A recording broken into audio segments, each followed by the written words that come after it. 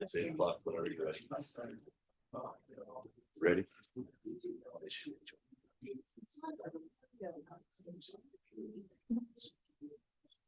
Good morning, everyone, and welcome. I'd like to get going on this meeting. I'm going to call this meeting to order, and we're going to begin by asking Supervisor Campbell to lead us in the pledge. Please join me there.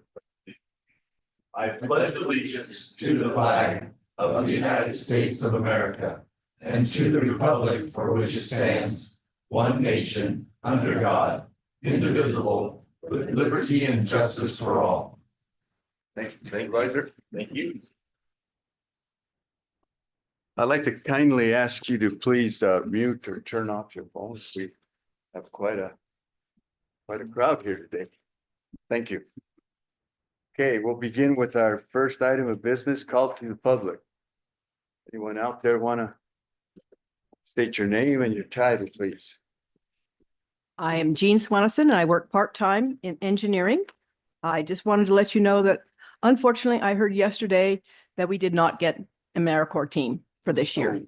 So it was kind of rather disappointing to me, I will admit, and I did want to thank the IT guys for helping me get all the application changed up and in on time, because they were changing all of the rules and regulations for things, which could be part of the reason for not getting it. But they mostly said that they'd had a great increase in the number of applications this year. So I thought that was a good sign for what good luck we'd had with the AmeriCorps team. Those of you who met them, they were just outstanding. And I have not given up on the notion they will help us strengthen the application for next year.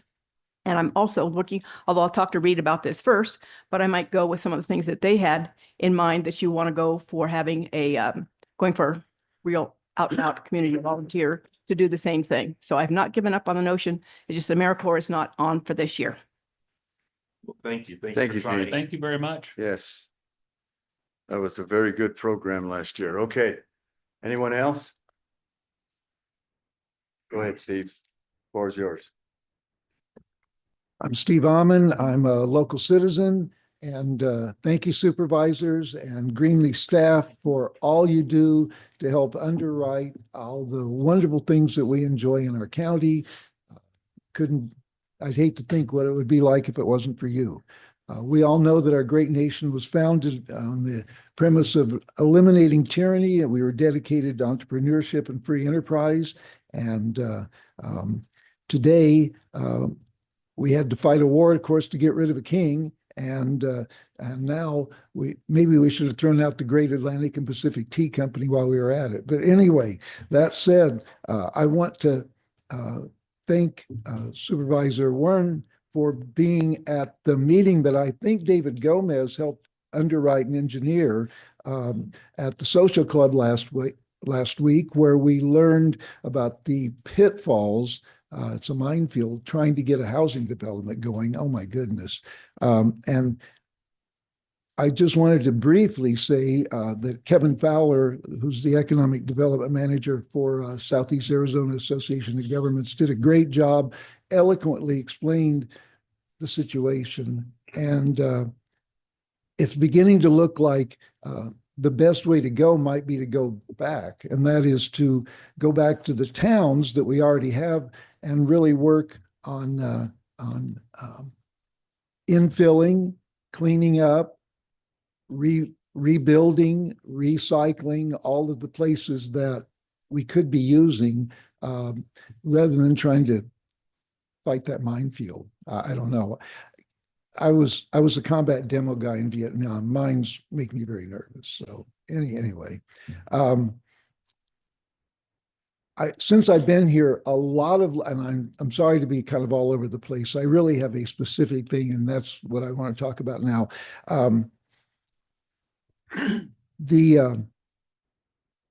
Since I've been here, the old folks have been telling me about how great Clifton was before I got here. All the great, Sears and J.C. Penney's and all the brick and mortar stores. And boy, I missed it. And why don't we do that again?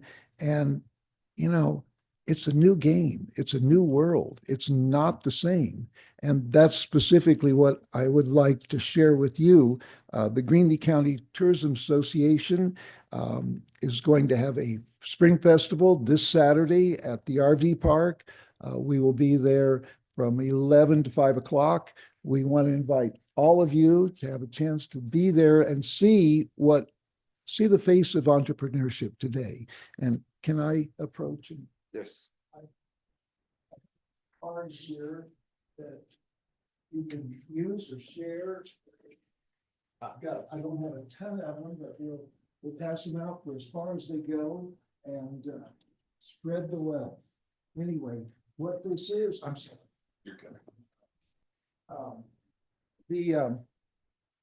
At the festival, you are going to see about 40 of the people who are beginning to form the business for tomorrow, and that is online.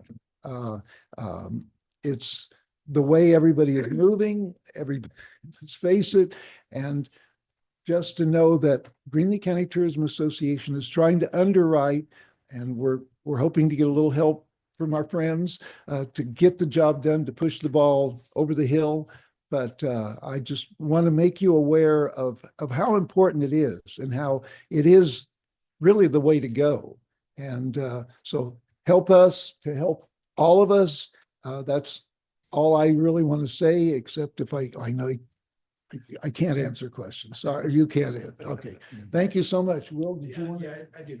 Thank you, Steve. Thank you, Steve. My name is Thank you, Will. Steve. My name is Will Collins. I live here in Clifton, and this Saturday we're having a Frisco River Festival, Clifton River Festival. We have an entertainment list of the high school mariachi band is going to be playing. We have rhythm and blues band that's going to be playing, that have been playing here in Clifton since in the 60s and 70s. And we have an art scholarship that we're going to be offering to high school art students. So if you have a high school art student, have them contact Terry Montoya, the art teacher at the high school, about a $200 scholarship that's going to be offered to a student that can illustrate best Clifton pride and how to keep Clifton clean and litter free. One of the things that we did with the Tourism Council is we conducted a survey a year or so ago, 2 years ago, actually, with the help of the FMI Mind, and found that most people were concerned about safety and litter in Clifton, and Greenlee County too. And so we're hoping to raise people's awareness about keeping Clifton clean and litter free. So hope to see you at the festival on Saturday. Thank you. Will. Thank you. Thank you. Okay. Anyone else? Or Hi, my name is Tina Babalatakis, and I'm the new Town of Clifton town manager. I wanted to take a moment and say hello and introduce myself personally. Also proud sponsors of the Frisco River Festival. So very excited to be working with Will and Steve and the team. Kind of breathe a little new life into the town. Speaking of Clifton Pride, just to take a moment to share with you, in the 10 weeks that I've been drinking from the fire hose, we have initiated a cleanup project called Clifton Pride Initiative, where we are simply, after several years of neglect, unfortunately, working towards reinforcing and enforcing our ordinances, blight, to be very specific, address numbers on the house for first responders, red striping, as perhaps you've seen, especially in the South Clifton area here. We're very excited to be able to take a step forward and reorganize as town management. I feel fortunate that the council has selected me. I come from private equity and private business, although public administration is my background many decades ago. So happy to be back working for the people. But I do feel like I'm bringing a sense of business data analysis, kind of some business smarts. With that said, I totally need IT help. So I look forward. Clifton is the seat of the county. I'd love to be able to reach out and foster a relationship, a partnership where we can bring pride back not only to this town, but to the county. I'd like to be a part of that. The council is working with me, kind of redefining what the next chapter looks like for the town. And I'm proud that they are making some changes. And so with that, please don't hesitate. Don't have business cards to hand out, but you know where to find me. And I would love an opportunity to meet each one of you personally. This guy's great though. It's been really helpful. With that said, I would like to ask for assistance. I am very excited to entertain the opportunity for our dispatch, our police dispatchers to unite for the sake of our people. But we are working and waiting for an IGA from you, and also to have access to the software that is located on your server. So then we can move forward to actually bring some technology into my police department. We're still writing tickets on paper. We're still having to call in for basic information. And this is a huge step forward for the town of Clifton. But I do believe it also will solidify our partnership and kind of renewed spirit of partnership moving forward. And so if we could work together to get an IGA, at least a draft that I can present to the council on the April 10th town hall, I would like to put it on the agenda. And then if there's anything that you can do to help us get access to the application, the Flex application on the server, so we can proceed with our training and getting up to speed. Every day we delay, I just feel like is another day in the ice age for us, and we've got to move forward. But thank you for the few minutes. I look forward to working with everyone. I'm happy to be here. I'm having fun. I'm tired, but I'm having fun. Thank you. Thank you very much. Well, thank you and welcome. Yes. Okay, Yes, follow up on that. we will. Not only that, but not only the IGA, but on the IT help. where maybe we can Implement. Provide some assistance or provide them contacts to be able to maybe work with bits or something like that, you know, themselves. Okay. Anyone else? Martha, Lord yours. Good morning. My name is Bartha Lujan. I'm the social performance and townside manager in Morenci. I just wanted to let you guys know that we are going to be having a cleanup day on April 5th. We're going to try to clean milepost 158 to 160 on 191 southbound. The sheriff's office has graciously agreed to help us with the traffic. So if you guys are available and you have nothing to do on a Saturday morning, April 5th from 8 to 12 noon, please join us. We will be providing lunch from one of our local vendors. So you guys are all welcome. Do you want us to, Thank would you like us to just be there at the, are you gonna have a gathering spot in the town site? Or are you gonna gather on the, Thank you. We're gonna gather at the Black Hills Byway Road at 8. So we'll be providing water and of course, food. so anybody coming from Duncan will probably just stop it and turn it three-way. And turn and around. Meet right there at 8 Yeah. o'clock. Mhm. Sounds great. Thank you. Thank you very much, Martha. Thank you. Okay, anybody else? All right, hearing none, we'll move into our next item of business. Item number 2, Public Health Service District. The Board of Supervisors will convene as the Board of Directors of the Greeley County Public Health Service District and will reconvene as the Board of Supervisors following consideration of this next item, the consent agenda. I move that we approve the consent agenda as listed. I second that motion. Motion has been made in second. All in favor signify by saying aye. Aye. Aye. Ayes have it, so ordered. We will now reconvene as the Board of Supervisors and we will move into our next item of business. Flood Control District. The Board of Supervisors will convene as the Board of Directors of the Greeley County Flood Control District and will reconvene as the Board of Supervisors following consideration of this next item, the consent agenda. I move that we approve the consent agenda for flood control district as listed. I'll second. Motion has been made in second. All in favor signify by saying aye. Aye. Aye. Ayes have it, so ordered. Okay, we will now reconvene as the Board of Supervisors and we'll move into our next item of business. Derek Rapier, County Administrator, the floor is yours.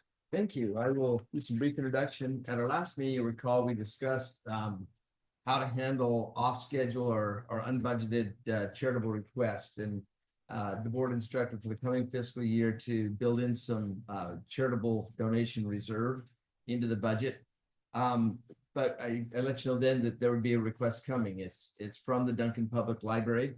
By way of background, sometimes we run into things that get our names confused. For example, I've been asked, I can't tell you how many times, does the county own a golf course? We don't, but the name is in the county golf course. Well, in this case, there's been some confusion about the library, and the Duncan Public Library is actually a standalone nonprofit organization.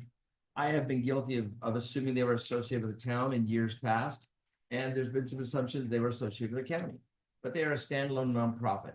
And so the request is outlined in the agenda packet. It's fairly clear, but I've asked Jackie Hale, who is the, I guess, chairman of their board, if you will, to talk about some of the impact, some of the need, and why this is before the board. With that, I would ask the board to acknowledge Jackie Hale and have her give some comments.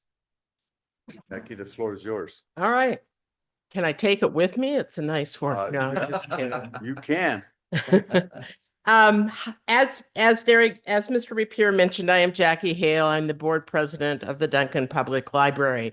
A couple of things. Yes, we are the Duncan Public Library. However, we are a standalone 503c. The only thing we do receive from the town of Duncan is a generous line item donation that covers our electricity. Other than that, we do all of our own maintenance, all of our own utilities. We do operate on the state of Arizona has a library fund that they give to rural libraries, certain amount of funds. Ours happens to be in the neighborhood of 27,000. It does come in through the county, so you guys actually write a check that gets us the money, but you're basically a clearinghouse for it. Other than that, we operate totally on patron donations, grants for, and of course, grants can only be used for materials and programs. So we do that. We apply for numerous different grants to operate all of our different programs that we offer at the library. We're coming to you again for the request for the HVAC.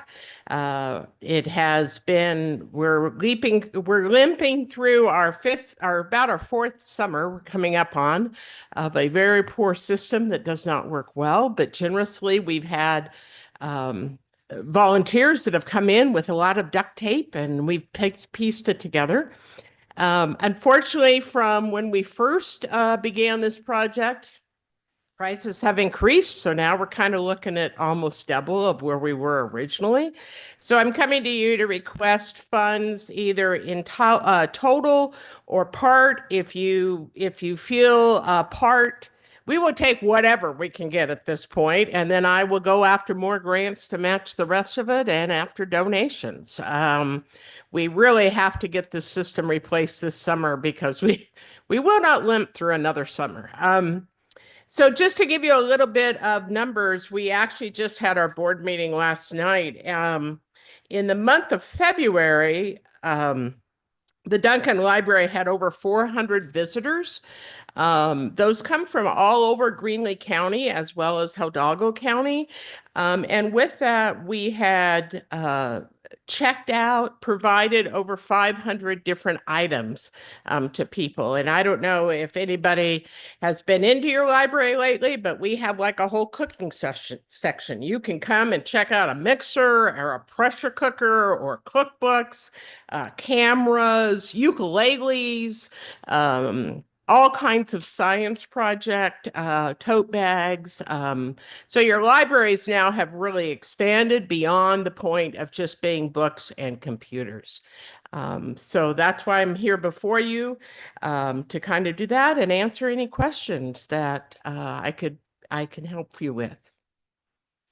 Gentlemen, have any questions? No. I have a question, Jackie. When you initially approached us on this, did you submit estimates also back then? I did submit estimates originally. Actually, I think I only submitted originally with one, and you all requested that we go and get more, which we did. We got 3 more, and I gave those to Mr. Rapier. And then it kind of went into stall stage. And so before we started this process, again, I went back to all of those, and I actually now have 5 estimates for the system. There are 3 that are from the same person, and then I received another one that came in after I had provided the materials to Mr. Rapier. So the ones that I think you have in your current package, which would have been the last that I provided, which would have been last month, those are the most current estimates. And right now it's looking like the system's running 20,500. That's kind of the ballpark on all the estimates, whereas before it was closer to 15. Okay, the reason that I'm asking is because I kind of recall the bids back in the day, and I don't see a bid from one of the, I think that's the one that came in after I gave the paperwork to Mr. Rapier. It was just I don't see B and D in here.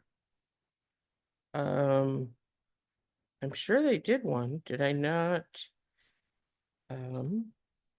See advanced air and the best refrigeration service. There's 3 of them from them. Yeah, Ted Best. I have a Vega Air one too, but that's the one that came in after the paperwork. Mr. Chairman, if I might follow up, do you feel confident that the amount that you've put out there would cover the services, or that amount would grant? Because to some degree, this is not a purchasing choice. It would be theirs, and we would simply decide whether or not to contribute to it. I agree, but I'm just bringing it up because maybe something fell through the cracks where that other one didn't get the bid also. I'll go back. I can easily go back and check, but I know if we had the bid originally, I did go back and contact to them. Because I know B&B did submit one previously, and they may have just chosen not to do a resubmit on this.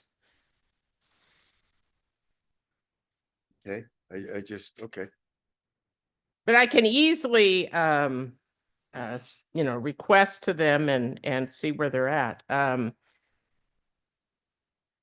not seeing the one from B&B come in, so I'm not sure if they resubmitted.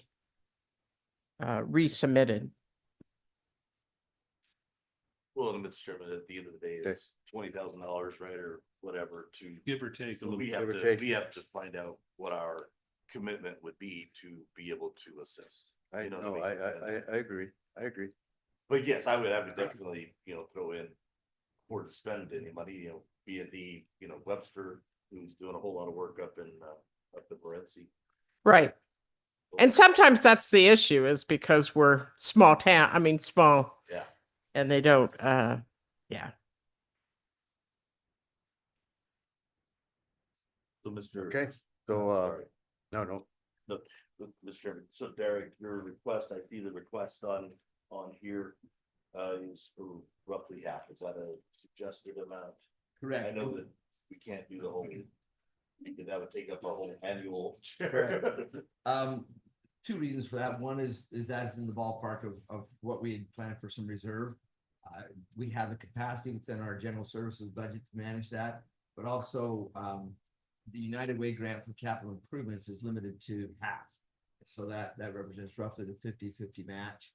I know that we have spoken several times. There are private donations, and to their credit and Ms. Hale's credit, they've gone out and solicited nickels and dimes and dollars and $10 and wherever they can. And so that proposed amount was simply representing roughly 50% of the cost of the installation and purchase. Any other questions or comments or No. concerns? I want to say I thank you for bringing this up to us, and we do know that libraries are very important, even though I haven't been in one in a long time. But Oh, you should. It's exciting. You can learn how to cook. You can read a book and cook from the book. We have all kinds of, we have two different, it's kind of interesting just to share with you, but we have 3 different reading clubs kind of going on, and each one of them, we're also tied in to the county extension service. So each one of them involves cooking. So in other words, the adult one, they read a book like yesterday's, they read a book about Ireland and they cooked Irish food. They brought Irish food. And we have one, the children's story hour. Our gal comes in and teaches the kids, and we're talking 3-year-olds, and they cook a snack to eat after their story time. So, and then we have a teen one where they exactly do the same thing. And then they usually watch a movie and make some snacks to go along with it. So your libraries have really, and that's Duncan. And I know Clifton's is doing very similar kind of things. So yeah, we're there. Libraries are no longer the stuffy old place that, and you don't have to use the card catalog because we've turned those into seed libraries. So You still shush them to tell them to be quiet? oh, no, not at all. You don't have to be quiet. You can play chess. You can come and take lessons and everything. Thank you for going back and getting some extra estimates too. All right. Thank you. Okay, I entertain promotion. Well, I move that we approve of the charitable donation to the Duncan Library to replace the HVAC system in the amount of $10,250, which is what we have. The valued amount. I will gladly second that motion. Okay, motion has been made in second. All in favor signify by saying aye. Aye. Aye. Ayes have it, so ordered. Thank you very much. you. Very much appreciated. Thank you. Very much. We'll say aye. Thank you. Okay, our next item of business, it's informational and discussion, U.S. Forest Service report on recent events and programs of interest to Greenlee County. Floor is yours. We're gonna try and get the projector up and going. I understand there's a PowerPoint that goes with this. Yes. Good morning and thank you. While that's coming up, hopefully enjoy the pictures. That's mostly what it's about. My name is Vince Volker. I'm the district ranger for the Forest Service here on the Clifton District. Joe Names, our fire management officer, is going to speak to the third item topic that Mr. Rapier asked me to speak on. So the 3 items he asked me to speak on were our recent terminations, and as of yesterday, potential rehirings of some of those. Travel management rule, kind of the information on that, along with fire. So the first slide, we've skipped through the good one. What I want to highlight is really the people and what we do there. So there's some information there that clearly you can't read. But what it says is the, yeah, thank you, that'd be great. So if you notice, this is Hannah here. She was recently terminated. She's one of our wildlife biologist seasonals, permanent seasonals. So she's actively involved in the school, and along there are all her duties. What her role is for us is to clear areas prior to fuels treatments, prior to forest treatments. So that's her role, but it benefits the community in, you know, Head Start all the way on up to high school ages. So let's do the next slide.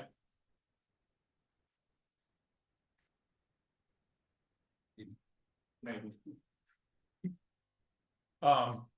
This gentleman is no longer coming back. So this was a permanent employee who had his college degree, and he had to get 18 credits to qualify for our range program. So he no longer will be here. What he did was significant. In less than 6 months, he completed 15 of 19 allotments for range monitoring. So that's a benefit for all of our ranching permittees in the area. He can quantify how much grass is available, whether it's, you know, drought or not, how much feed is there for the rancher, and trend that. So are we going up? Are we going down? How is the management looking? So this gentleman will no longer be here because of the terminations. He was offered his job back, but with concerns and paying for breaking the lease, paying for classes that he dropped, he's unable to come back. So let's go to the next slide. The final one here for the terminations is a recreation employee. So this gentleman on the right cleaned our restrooms. He repainted a lot of the restrooms, picked up trash. I don't know if you've been to Blackjack Campground, but he meticulously combed that for trash on a weekly basis. It looked phenomenal when he was around. On top of that, he is very skilled in maintenance. So he's maintaining everything that we can't maintain and truly a benefit. So this gentleman has elected to come back from the rehirings and will be back in April. So let's go to the next slide. This one also I want to highlight. What do you see there? Children. Children, Yeah, people. Morenci schools. Morenci Schools, thank you, Mr. Campbell. Yeah, so Morenci Schools, you also notice Rico there. So Linda no longer works here, for different reasons. Megan was concerned with the administrative change and the security of her job. So thankfully, she got a job with ADOT, and that provides a little security, but through the turmoil, not only does it affect employees that were actually terminated, it affects employees that have concerns for their jobs and their families. Megan was instrumental in doing Head Start, instrumental in serving the community, and she was the face at the front desk. So anytime people came in, she was our face at the front desk. So we're down to one person there. Megan won't be coming back. So let's go to the next slide. And the next slide is just words. But those words essentially say our employees were terminated, and then that was found to be unlawfully terminated. So now some of them are getting their jobs back. With that process, there's also what's called a reduction in force that's actually legal and going through the motions right now. So the reduction in force means we would downsize in the Forest Service potentially. What that looks like, we don't know yet. Our Secretary of Agriculture was asked to come up with a plan and feed that back up. And that plan should come down by April 13th is what we've been told. So March 13th, our Secretary of Agriculture was supposed to have the plan developed. April 13th, we as the employees should know what that means to us. So potentially there still may be reductions. These employees that just elected to get rehired may actually get re-terminated for lawful purposes, which could be anything from budgetary reasons to a myriad of other things that's in the reduction of force plan. So that's kind of my thing here. Next steps, reduction of force. What does it really mean? It means we're in flux, we're in change. Change is constant. We're going to adapt to that, and we're going to serve you all the best we can. But just know that there's a lot of change in the Forest Service. Does that cover that, Mr. Rapier, as far as what you wanted to cover in that regard?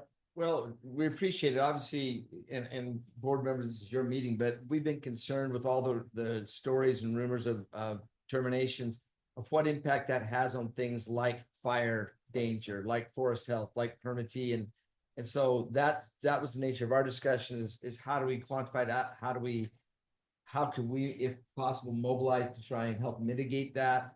But I guess I'd ask you to speak somewhat on the impact going forward and on those types of issues that really are county touch points. Absolutely. So I really appreciate that point. So the 2 employees that are not coming back, in fact, all 4 employees, 2 of which potentially are coming back here, all had collateral duties for fire. One of those pictures was both of those employees serving as essentially road guards to protect the public from coming up into one of our prescribed burns. So their other functions in a fire event would be logistics. They're figuring out, hey, we've got 1 or 2 crews here, very small fire operation, that initial attack phase. How do we feed them? So these would be the employees that would be grabbing food from town, taking it up to them to help them get fed, taking water, taking supplies. So these employees, although not all of them are directly involved in fire as firefighters, as you know, digging mine, using water, using engines, that kind of thing, like traditional sense of firefighting, they're firefighter support. And a couple of them were actually firefighters that would dig line as well. So I hope that helps answer that. So all of the terminations affect us broadly. We're a small district. It takes everybody to get the job done. So even though one person's title might be a biologist, that biologist is going to help in range. That biologist is going to help in fire. That biologist is going to help in the schools. So we're multifaceted, if that makes sense. Hopefully that helps answer that question. And certainly this is your meeting, board. Yeah. No. No, that does. And if you don't Go mind, ahead, go I ahead. just wanted to throw that out there while we're in this discussion, is that, you know, when in fact, and I know that we will, you know, there are going to be fires this summer. I mean, we've been through a tough drought. We've had very little moisture leading up to it. I mean, it scares me to death. So we just want to have this communication, whether this every meeting or whatever, you come in and provide us a little update or something, I would absolutely welcome that. And we want to also hear how we can help, right? I mean, whether that's getting with law enforcement, getting with our sheriff to provide maybe some of those services of, blocking people from accessing those areas where you don't have the resources and you'd have to take somebody that's fighting the fire, you know what I mean? To go out there and protect that in road. But also with, if it's supplies that need to be transported, we have road crews and things that are traveling up that way all the time. So maybe there could be some mutual benefit of us helping you. We just got to know what that is and how we can help. And I just wanted to add that, on your previous subject of we know what's going on in Washington, and we know that a lot of times they don't think about these things, but we were just in Congressman Siscomani's office as well as Senator Kelly's office, and that was one of our 3 major topics of communicating to them that yes, we could do reductions things and try to save money where we can, but don't forget that we need Forest Service and we need their assistance and fire season. And so just want to let you know that was on the forefront of our discussions back in DC. So that's what I just wanted to say. I just wanted to say that communicate those needs when they come up, and let's see how we can do to partner with you to assist. I certainly appreciate that, Mr. Campbell. Yeah. We're in this together, so Yeah, we just want you to know that, okay? And who, if you were to need something from the county, who would you turn to? So I'm glad you asked, Mr. Warren. Mr. Bollinger has been fantastic. So I've had an excellent relationship with him. We've been to Rose Peak. He's talked across the county for fire management. So I typically go to him for emergency management services. The new sheriff has recently been elected, Mr. Ellison. I haven't got to know him yet, but that would be the next relationship I would like to develop. The previous sheriff, we didn't have as good of a relationship as we needed to have that multi-agency cohesion. So later this week on Thursday, we're having a cooperators meeting in Alpine for fire specifically. I think Mr. Bollinger has been invited. I hope Mr. Ellison, you've been invited. But if not, come on up to Alpine. There's a cooperators meeting to talk exactly to that point, Mr. Campbell. And great. If I may, yeah. Town of Clifton Fire Department, I work pride and joy. I'd like to build that partnership with you also. Absolutely. I think Mr. Names here, Joe, will talk on his point on fire and probably better answer than me fumbling through it, Tina. So yeah, Joe will be the last topic here. Does that cover terminations before I move on to the next I have topic? one more question on terminations. How many individuals do you have or employees in your district or office? That's the fun part, Mr. Warren. So on one side of the house, being the main office, if you will, the non-fire side, we have about 7 at the moment. On the fire side of the house, Joe has actually been able to staff up. So on one side, we've had terminations. At the same time, we've had staffing. So Joe nearly has a completed hand crew, especially as the seasonals for him come on. So all in all, we have a little less than 20 people if you include fire plus our other staff. So you by you having 3 or 4 affected already, that's a large portion of your yes, sir. Staff. Yes. With potentially more. So correct. Yep. Correct. Big deal. It's definitely a big deal. And I hope bringing awareness to the benefit for you all helps and you communicate that. Please don't suffer in silence. Right. Jacko, Ron, and David. Please stay with your contacts, or if you need more, let us know. I definitely would like to know what you're up to and if you are suffering or not, how we can help potentially. Absolutely. And I'm happy to be at any meetings. Let me know. I really appreciate Mr. Rapier saying, hey, here's the topics we'd like you to discuss. So if I come here, I'd like to be a benefit to you all. So let me know what you need. Thank you. Yep. Thank you very much for your time. Welcome. The next topic he wanted me to talk about was the public motorized travel management plan. So years ago, there was a joke from Jay Leno, but here's ultimately what travel management means to us. So the forest was open unless marked closed. Now it's closed unless marked open. Do you guys understand that? Yeah, I didn't either.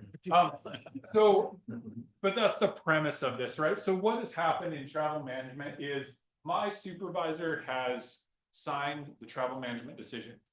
What does that mean to the general public right now? Absolutely nothing, because we're not implementing it yet because we don't have everything in place to legally implement it. So what we are doing, what we did is right here, if you can see this. So there's notice in Federal Register and a decision. That has occurred. My supervisor has signed that. We are currently reviewing the spatial and tabular data. There's quite a few errors that just our folks outside of the general public have let us know. So folks in the Forest Service have said, hey, this road or this trail, it's supposed to look this way and it doesn't. So we're correcting those errors at the moment, along with some of the general public saying, hey, this is my access to my house. This is my access to my private property.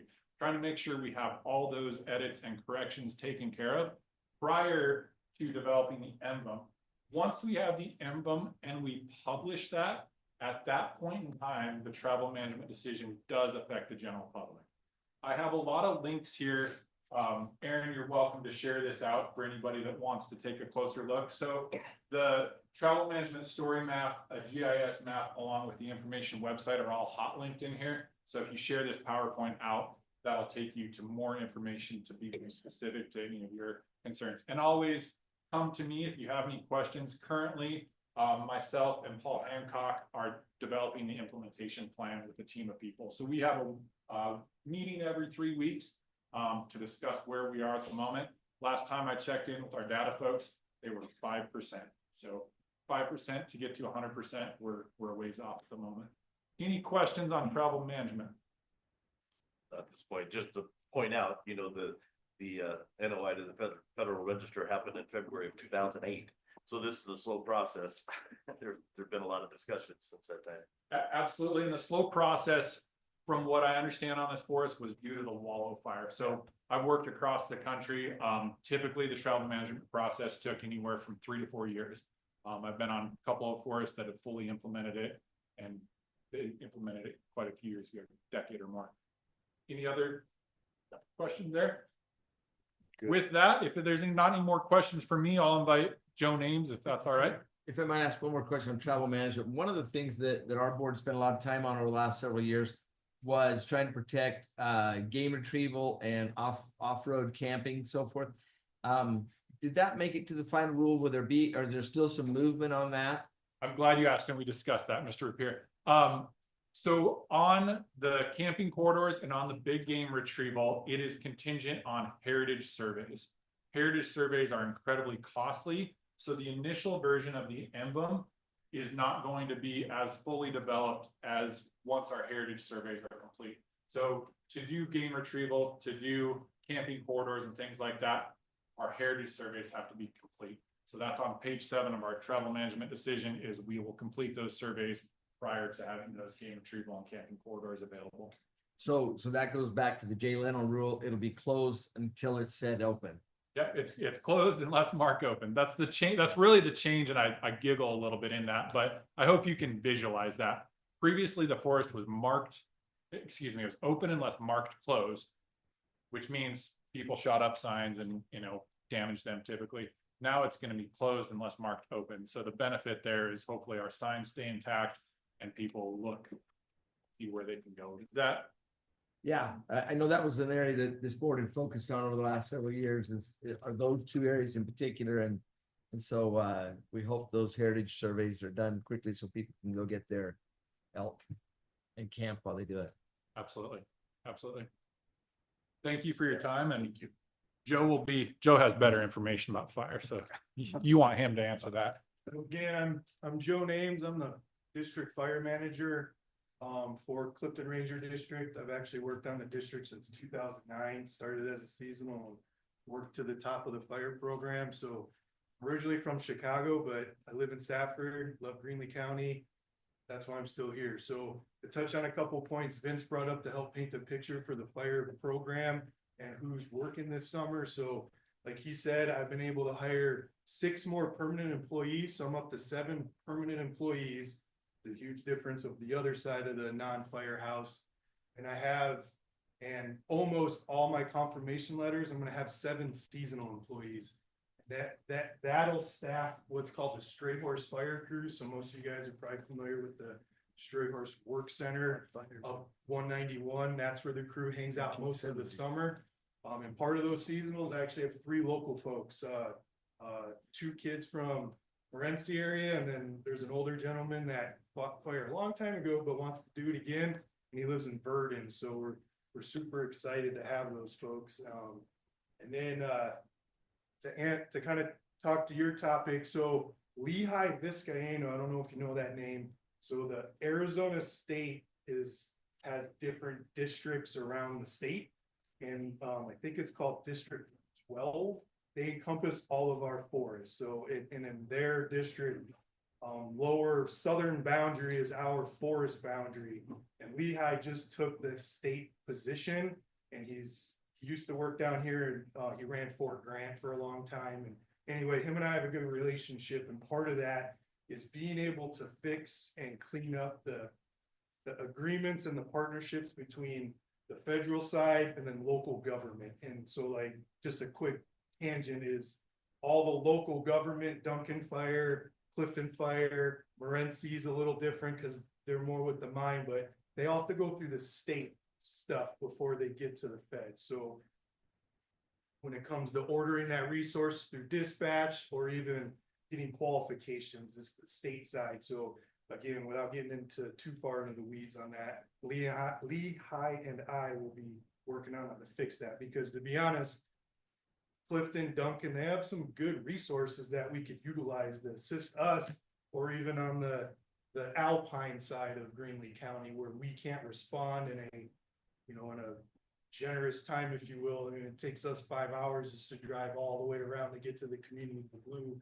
So Matt and I have been working close together to help that. And I was able to donate some equipment to Duncan to help that cause. So we're here to keep building that relationship. And like Vince said, it's been, I guess in the lack of a better term, broken in the past, but we're already making huge gains to fix that. So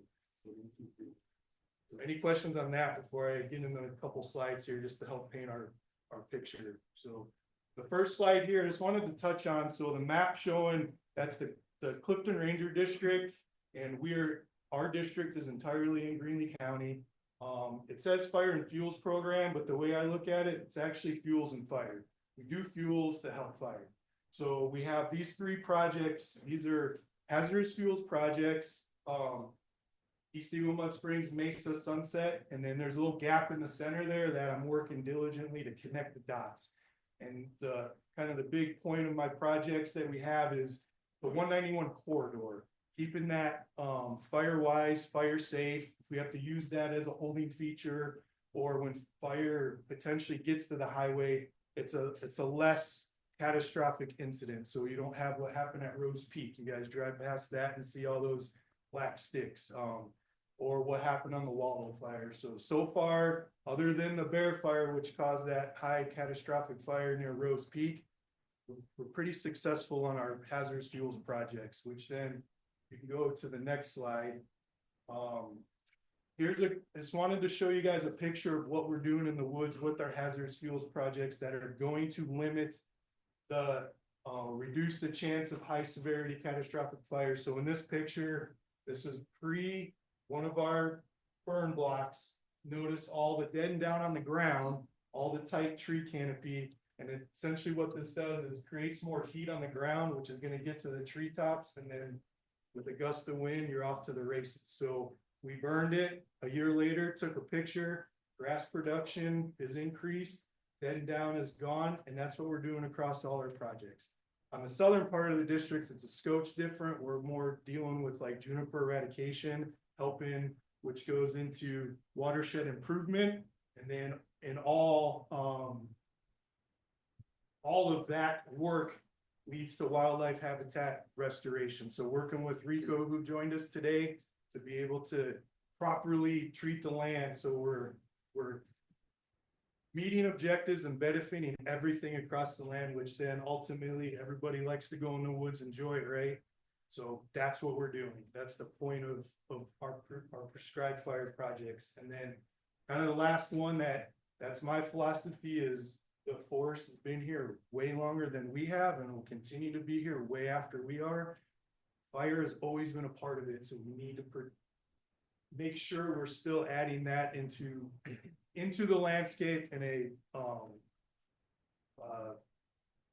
losing the word, but we're keep introducing that fire and keep it there, and that's fixing the landscape and maintaining the landscape. So With that being said, next slide, please.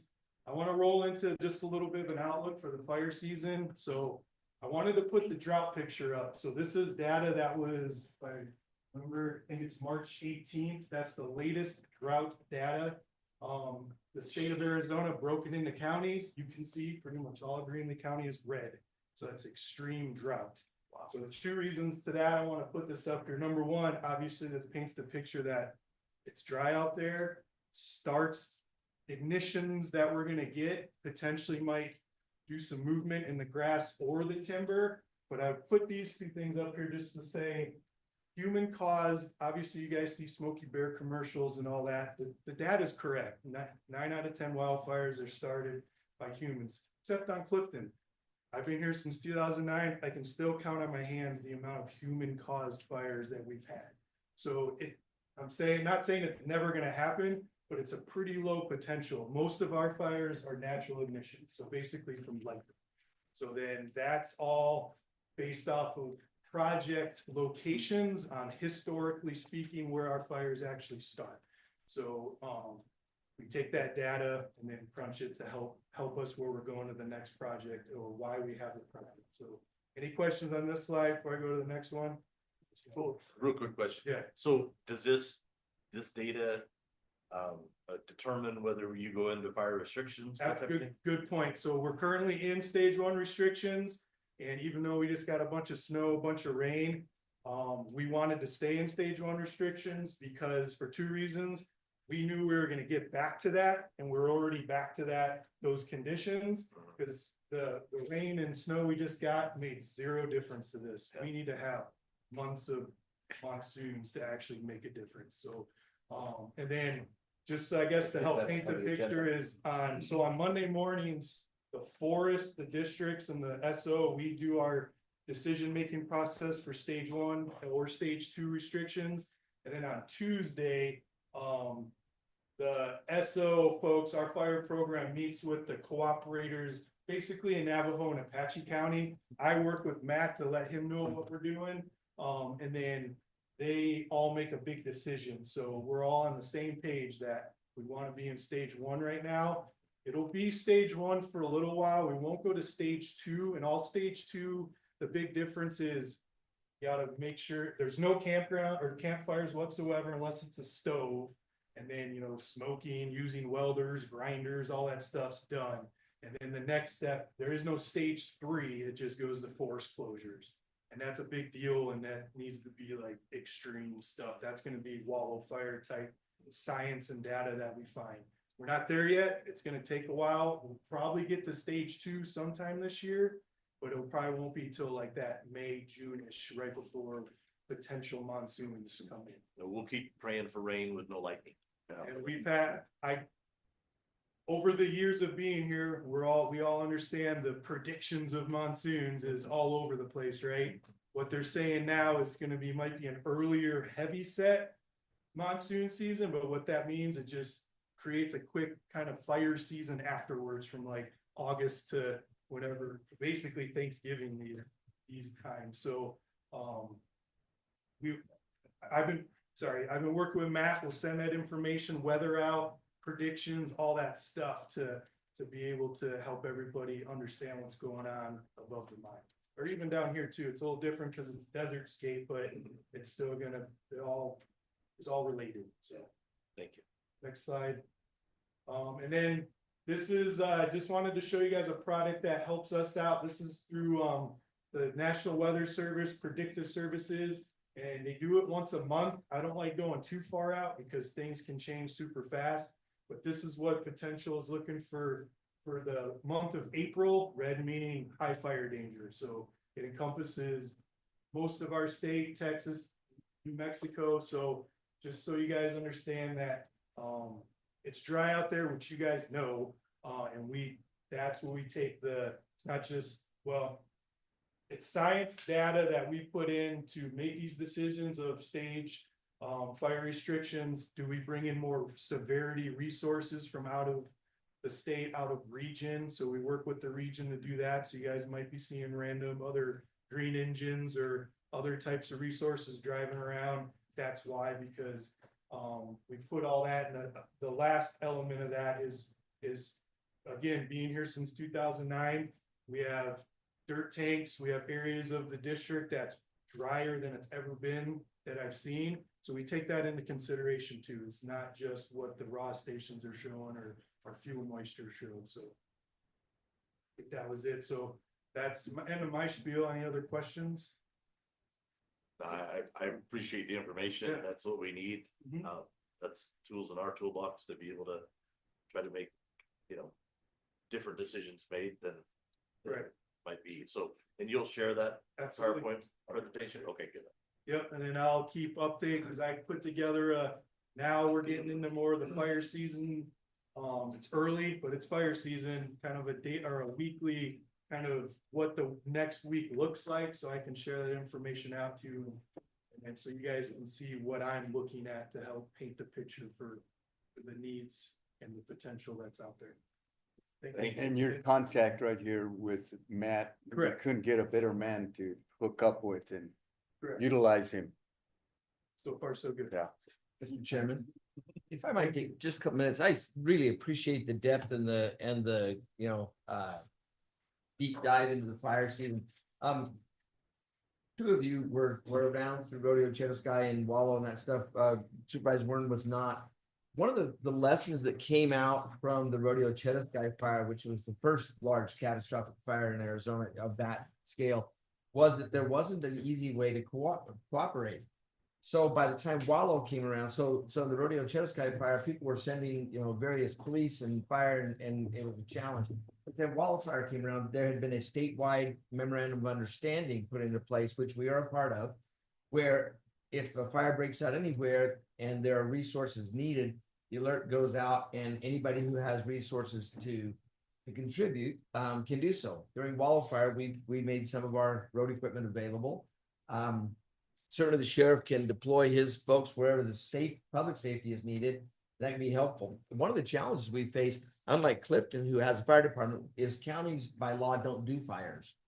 And so, but under this MOU, we're able to mobilize, particularly once a catastrophic event is beginning to occur, we can help out and do what we can to protect homes.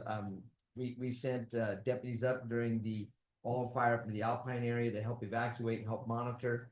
And so our relationship is somewhat unique, but I appreciate the fact that years ago, forward-thinking people built out this MOU so that if our neighbors in Navajo have a problem, or Gila, or we as their neighbors have a problem in Greenlee, the alert can be put out and we can try to mobilize. It's not a mandatory. If the request goes out, we evaluate our own needs and say we can spare a whatever it is and send it out there. But this kind of data is just invaluable to kind of let us know where we're at and what we're looking at. So we will put the fire restrictions back on the agenda for our next meeting. Yep. Okay. Thank you, you. gents. Thank you Appreciate it. All that Thank you very information. much. Okay, we will move into our next item of business. Irvin Talley, Chief Probation Officer. Action regarding proposal to contract with Navajo County for juvenile detention services. Floor is yours. Thank you. Good morning, gentlemen. Yeah, I'm asking the county if they would enter into a contract with Navajo County for juvenile detention. We currently have a contract with Pinal County to house our juveniles, and we've had a few incidents that's happened that I've caused me to look elsewhere. And Navajo County has recently they've had one for a long time, a juvenile detention center, but they just used it for in-house their county, and they've recently opened that up to other counties to house their kids. It's about maybe it's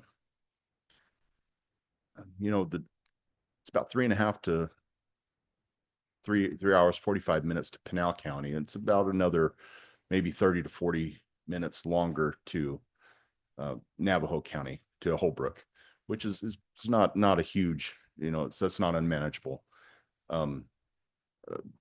It's Navajo County. Me and Judge Ford went up and did a tour of the facility recently, and I was quite impressed. It was very structured, very organized. It was they have some, I think, a lot of amenities for kids that's not being offered in Pinal. And the cost is about half the price of Pinal. And they have also which interesting, they have it's not in the juvenile detention center, but they have a government complex up there, and they have it's not open yet, but it will be by, I think, by June.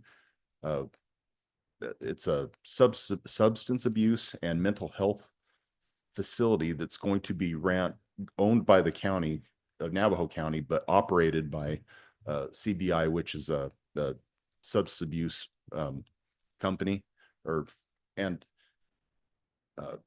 we would have access to that. It's an 12-bed inpatient for kids with those problems, and we would have access to that if we could enter into this contract.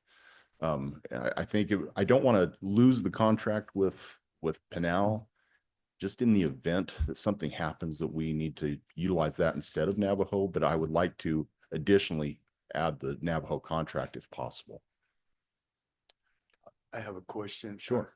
Based on what you just said, on the Pinel contract, Derek, do we have to pay whether there's folks there or not?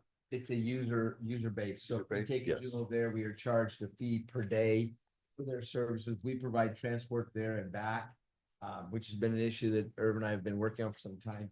But the same would be true with Navajo. So there would be no problem having two contracts. It would just give our probation department an additional option, and probably a better option at a lower cost as our primary facility, and then turn to Pinellas as a backup secondary facility. Pinellas done a good job. They've been the only facility for a lot of rural Arizona for some time, but it is expensive, and there have been their challenges.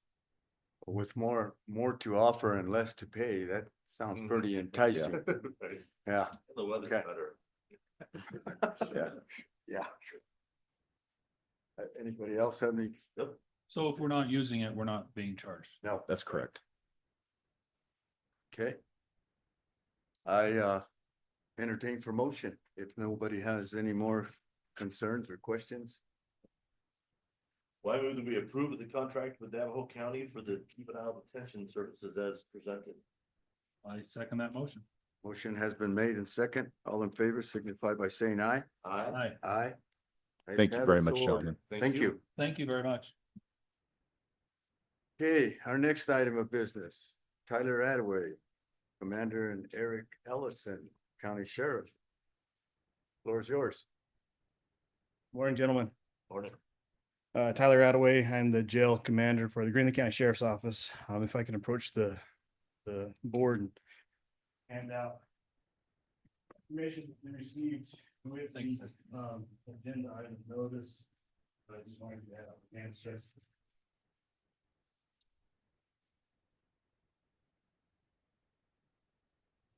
So my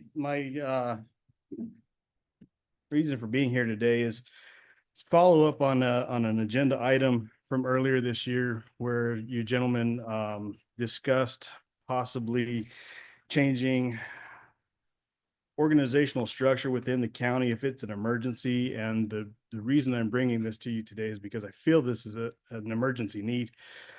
What I'm asking for is to take funds from a current position that was already approved last budget session and use those funds to turn 2 line officer items into sergeant's positions. And what that will do is allow us to have a supervisor per each shift in the jail. So we currently have 4 shifts. We have 2 sergeants. And the reason I'm asking for this is amongst other reasons, the sole responsibility that we have taxed our sergeants with. Those 2 sergeants have the responsibility of managing a day and a night shift, and quite frankly, it's unfair. The jail has been quite a topic in the boardroom in the past several years, and just to give some up-to-date information, We're currently at 19 or 20 inmates for today. We've been pretty low in the last several years, but we're on an upward trend since January 1st. I have no real explanation for it, but we are on an upward trend. It's gone from the single digits into the mid-teens, and now we're looking at 20s. We've been as high as even 22, 23 inmates in the last 2 weeks. We're continuing to climb.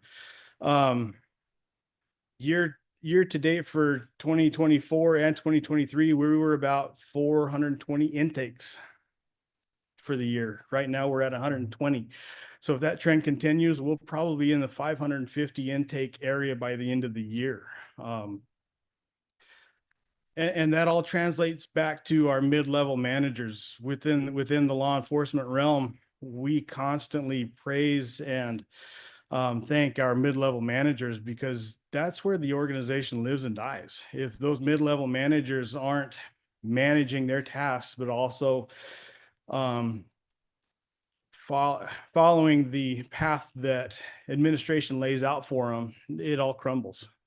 So again, going back to my point, that the two sergeants that we have tasked with managing a day and a night shift right now is just simply not fair. And I ask that you guys consider this emergency organizational structural change. I did include our new organizational chart for you guys to see. It's pretty clear. I mean, like I said in my letter, and even the county managers pointed out, we run an extremely lean organization. There are other positions that we could be asking for, but I'm not. I'm simply asking to utilize funds that have already been allocated for a different reason.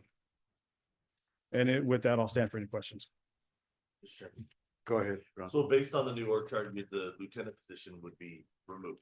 Correct. We're reducing our head count by 1, but still asking to retain those funds. Yeah.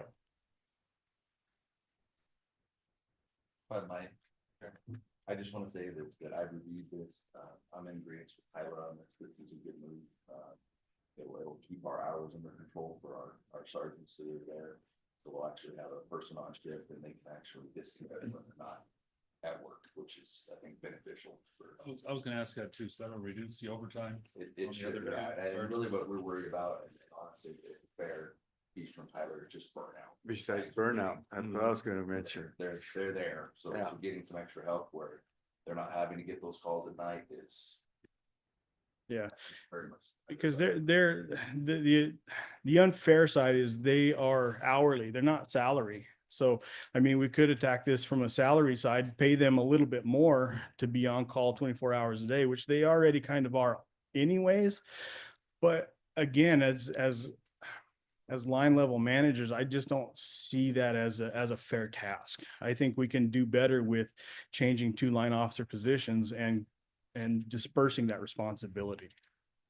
Well, and I would agree that spreading that managerial role or whatever as the sergeant, I mean, it's not only that they're having to, kind of spread between 2 different groups that are coming in, but also, I mean, they're not having that time to coach and to train and things like that because they're always running and running from one another. So I think I'm hoping that will improve. One question I had, which doesn't impact my decision, but what do you attribute the increase of inmates, since January 1? I mean, because speeders, I mean, what do we? Like I said, I didn't really want to offer too much of a solution. I mean, being practical about the answer is changing administration. That's all I can say.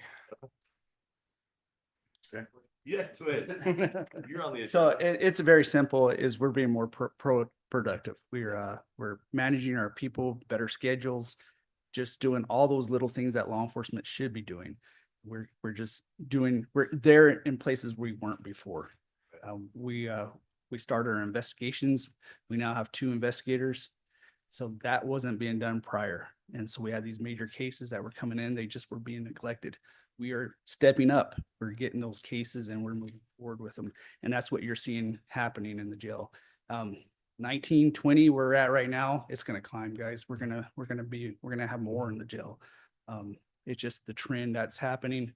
We're not neglecting crime anymore. We're just continuing forward That's the basic answer of it.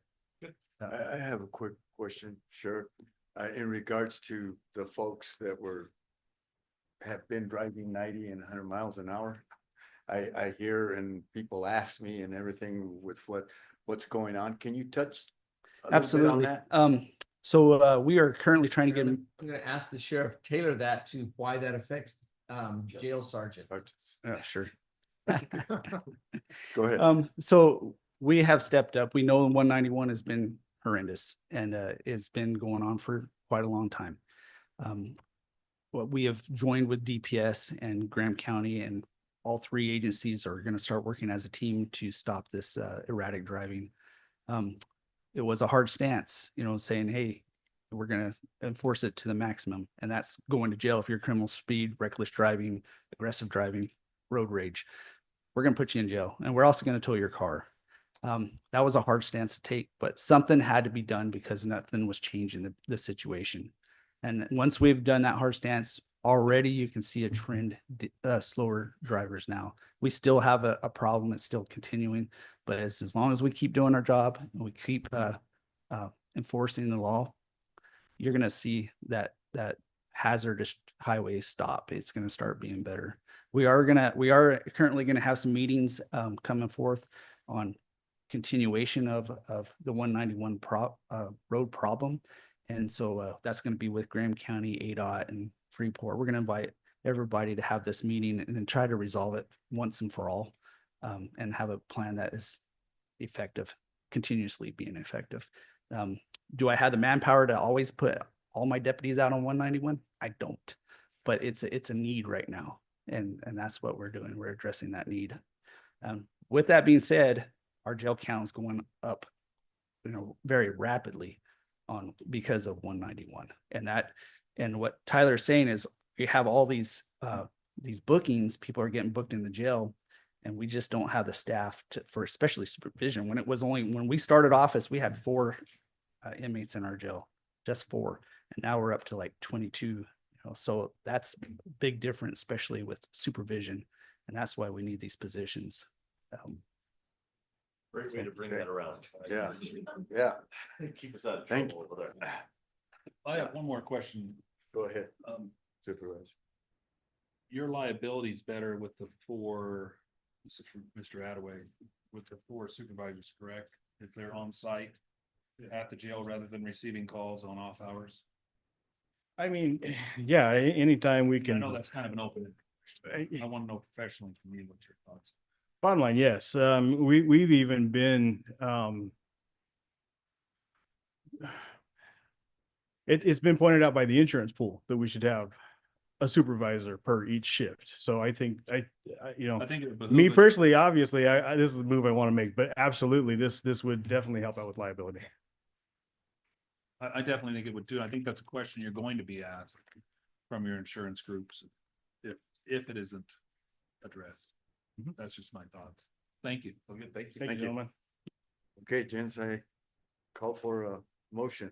Well, I move that we approve of the request for the organizational change within the jail to create 2 more jail sergeant positions by reclassifying 2 jail officer positions and doing away with the jail lieutenant position. I second that motion. Motion has been made and second. All in favor signify by saying aye. Aye. Aye.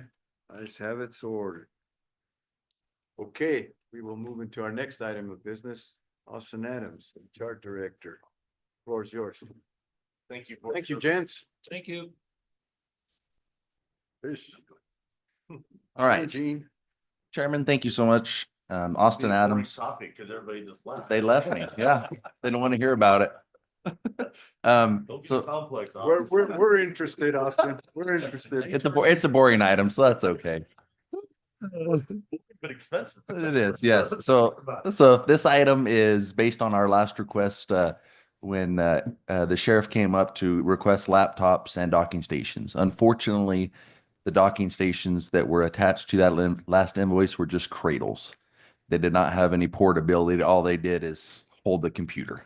And so unfortunately, we do need the actual cradles that have the plugins. So when officers get into the vehicles, they're not having to unplug everything off their computer. They can just set it on there. So these are going to actual docking stations that have all the duplicated ports. And that's why you see it's a correction because again, that last number I believe was 3,000. This one is 19. So it's about $15,000 more than what we initially had on there. So again, that's what this ask is. This ask is for that 15,000. It would come out of our IT funds in order to pay for that additional on those docking stations for the patrol cars. Also, if you notice in the little explanation there, before we had just got for the amount of computers. Unfortunately, this is not for the amount of computers. It needs to be for the amount of vehicles because every patrol vehicle needs to have one of these docking stations in it. And it does not work with the old style laptops. We saved a bunch of money on these kind of laptops, but we're having to pay some money to get the proper docking stations. So And those docking stations. Go ahead. No, go ahead. Those docking stations will be interchangeable between units, right? yes, so the docking stations, they'll go in every unit. So all the new computers will dock in all the cars. They're interchangeable. Yep. And they can be moved as we acquire new cars and retire old ones out. Yes, we can move these docking stations over to the new So it'll be a vehicles. permanent piece of equipment. Yes, and ideally, a lifespan on most, technical stuff's about 5 years. Some of these, again, I know Eric's group has some of his lieutenant, I believe, and of course he's gone now. They've used them prior and had good results with them. So I didn't look thoroughly through all the addition paperwork. How many vehicles we talking about? I believe there's 26. 26? Okay. Okay. And so these docking stations are what they originally needed, but the quote didn't. The match. quote had cradles instead of docking stations. That's what I. Yeah, it was when we went and got it quoted, it wasn't the right equipment. And we're returning. We're returning the cradles and the wrong power stations that came with them to the proper ones. Is this in the budget? Yeah, this will fall into IT. Okay, Yes, so there's we'll put that budget in. capacity. Okay, anybody else have anything? No. I entertain for motion. I'd like to move that we approve the procurement of the new squad car docking stations for the sheriff's office patrol vehicles. I'll second. Motion has been made and second. Any further discussion? Hearing none. Call for vote. All in favor signify by saying aye. Aye. Aye. Ayes have it. So ordered. Thank you. Thank you. Austin, okay. Next item of business. Derek Rapier and Bianca Castaneda, the floor is yours. I'll try to keep our report brief. On the legislative front, on the local Arizona side, we and other counties have been apparently successful in sidelining the concern over the HCR, which we put on the ballot to establish 1,000 person limit precincts. That made it to the Senate. It was assigned to rules and it has been in the Rules Committee for 3 or 4 weeks now. That's often a sign that it's kind of losing steam. There is a companion bill that would go through the legislature, which would go to Governor Hobbs' desk, and she has already essentially stated she would veto it. She already vetoed another version from the Senate that we could live with, that we actually liked, saying that it was put too many limits on voting options. But nevertheless, that seems to be successful at the moment. Now, on the federal front, we, as you recall, have lobbied Representative Siscomani and Senator Kelly with respect to SRS and PILT. We were all under the mistaken impression, and as was the representative when we were back there, that the secure rural schools was included in the continuing resolution that was on the docket while we were there. It was a momentous time to be in Washington. They passed that continuing resolution following week. Turns out we were wrong. That SRS has not been included. Now, why is that important for us? Because we budgeted in the current fiscal year 24-25, to have $300,000 in our road fund from that. So if that check, and it usually comes end of March, early April's when we realize that payment. If that is not passed and there are 2 companion bills, one in the Senate, one in the House of Representatives, that would fund that. They're supported with bipartisan support. However, you can have bipartisan support if one Democrat from Oregon and one Republican from Utah both sponsored. It's now technically bipartisan, but you only got 2 out of 535 people who want to vote for it.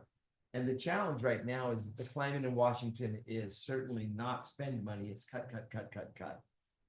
As we just heard this morning, some of that cutting was so quick that they didn't really evaluate its impact. So now we're in an even more perhaps tumultuous time where there's both cost cutting and people being laid off, and at the same time, more quietly, people are being brought back on. That's not a climate where you want to go asking for extra money. And that's the situation where the Secure Rural Schools Act sits right now. As I visited with our partners down at CSA yesterday,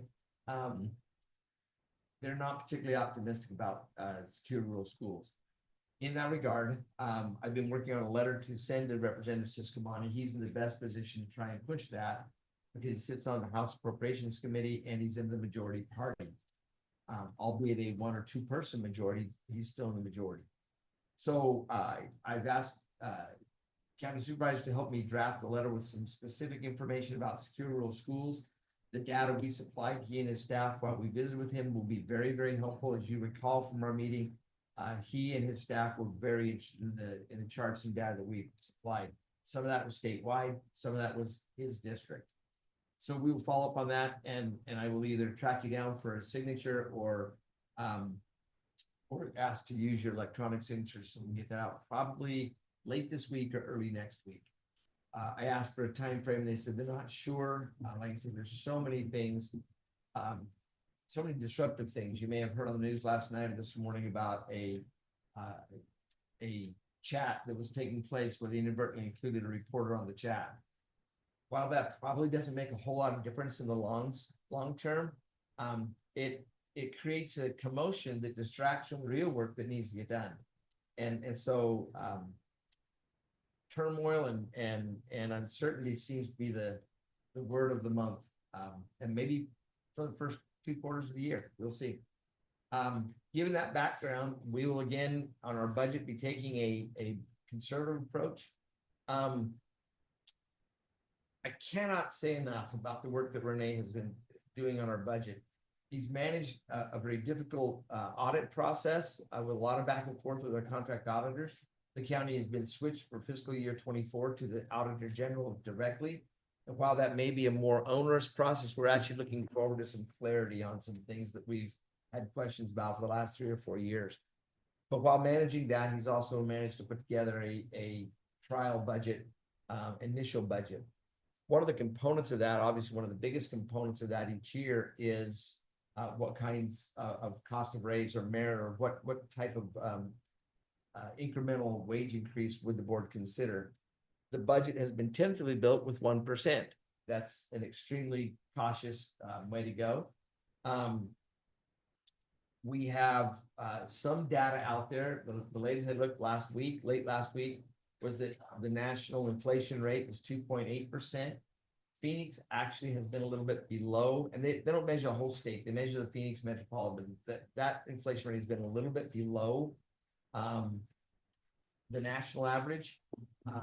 There's some economic fundamentals that explain that. However, those latest numbers have not captured things like egg prices, increased prices for produce and other groceries and stuff that come across the Mexican border, and those tariffs or the threat of tariffs have caused. It is also not accounted for rises in steel prices, which would affect cars, appliances, steel and aluminum. I visited with some folks last week about copper. Copper prices are up at the moment, which is good, but the cost to produce is also rising because of all these other tariffs and other moves in the economy. Moreover, there is a pervasive feeling of uncertainty about where the economy is going. You may have heard about a week and a half ago, President Trump, when asked directly whether or not we're headed to a recession, he says, I don't know, we could be, but it'll all be better in the end. Well, recessions always are better once they're over. And so for us in our planning, it's an awkward time of year to have uncertainty. We're trying to forecast revenues and expenses a year out when we don't even know what the real inflation rate is today. Like I said, we built our base budget on a 1%. What I would propose is we would bring to you, the cost increase if there was a 1%, a 3%, or a 5%, and see where we go from there. We don't expect our revenues to dramatically increase. They've outperformed our projections from last year, but not by a lot. 600,000 over, 2/3 of the year is helpful, but it's not a game changer. And so I believe the current budget is built on a forecast of 450 a month from state shared sales revenue. Yes. And we projected last year at 425. So it's a slight increase, but not dramatic. I'm going to suggest that we put a placeholder in for secure rural schools, and that we placehold PILT at full funding, and then probably plan not to spend it, because I don't know that it's going to be there. One of the upsides to a dry year for us this year is that our road budget has been lower. We haven't had to spend the money on emergency road repairs. We've been able to space out some of our road maintenance a little bit better. So we're going to be okay if that secure rural schools doesn't come in. But my forecast right now, given the climate in Washington, is that I think secure rural schools is in the death throes. I don't know that it makes it this year, and going forward, I don't know that it makes it. It was always intended to be a temporary program 22 years ago when they began it. It's survived a long time, but I think prudence would suggest that we not plan on that going forward. I'll let our schools know as well, because they get a portion of that as well. Against that backdrop, do you have any concerns if we build out some tentative budgets at 1%, 3%, and 5%? Do it. I would like that. Yeah. Okay, and that'll give us an idea of the overall budget impact. There are a few other things that will change. I'll be getting a letter out this week to our electeds and our department heads talking about, I look back over my budget letters over the last 5 years. I am a really negative person when it comes to budgets.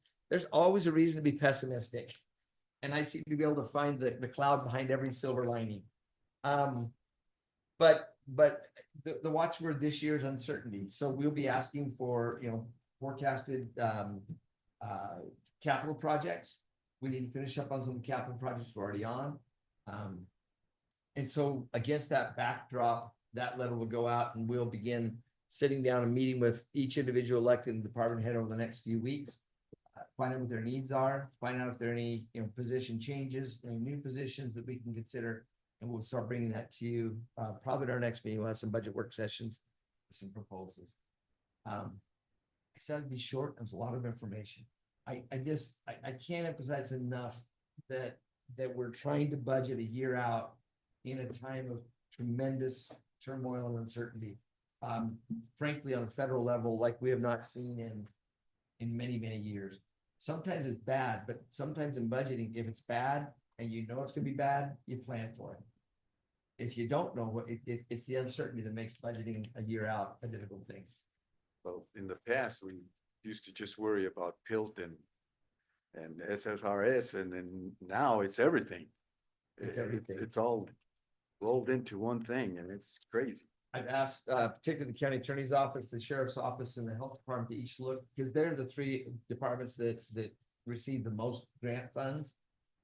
Many of those grants are federally sourced, pass-through grants through the state, or block grants. There was an executive order just last week that talked about review of block grants. So we need to look at and come up with a plan that what happens if those funds go away. The other factor that plays into that is that this administration is locked in on DEI. So even you may have seen last week that all links to the Navajo Code Talkers were disabled on the Department of Defense website. As part of the DEI, they use an AI bot to find DEI, and it said an ethnic group, so they were gone. They're back, I understand. But against that backdrop, there's a lot of language in a lot of our grants that have that DEI type language included. We don't draft those grants. Those are drafted from the state.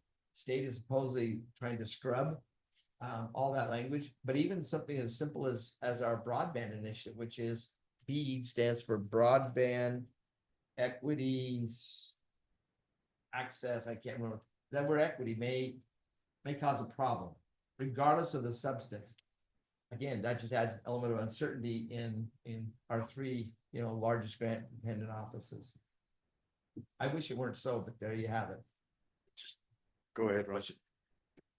Well, statement, it's sad, you talk about recession, and it is sad that, half of our government is almost rooting for a recession, just for political reasons. I mean, and Right. nobody should ever wish for that, right? But secondly, the Screwville schools, and this is ignorance of me, Screwville schools run through Department of Education?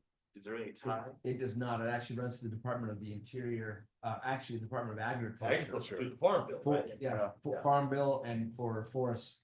And that's typically where the last few years, it's been attached to a farm bill that you can't say no to. Yeah. And in Washington dollars, it's pretty cheap relative to other programs. That's where it gets attached because it's run through the Department of Agriculture, Secretary of Agriculture and Forestry type things. But when we talk about the impact of schools to us, I mean, it's minuscule compared to Washington, Oregon, California even. I mean, Correct. in those areas, they're very woody. Yeah, that northwest area, Oregon runs their entire school system on scheduled schools. And without it, I don't know if they have a plan B in place yet. Yeah, I honestly haven't heard anything about that. It'd be interesting to see what they're gonna do. Yes. We will personally. Okay. We'll wake up tomorrow morning and the day after that, and we'll face what's there. Yep. Okay, thanks, Derek. Bianca, the floor is yours.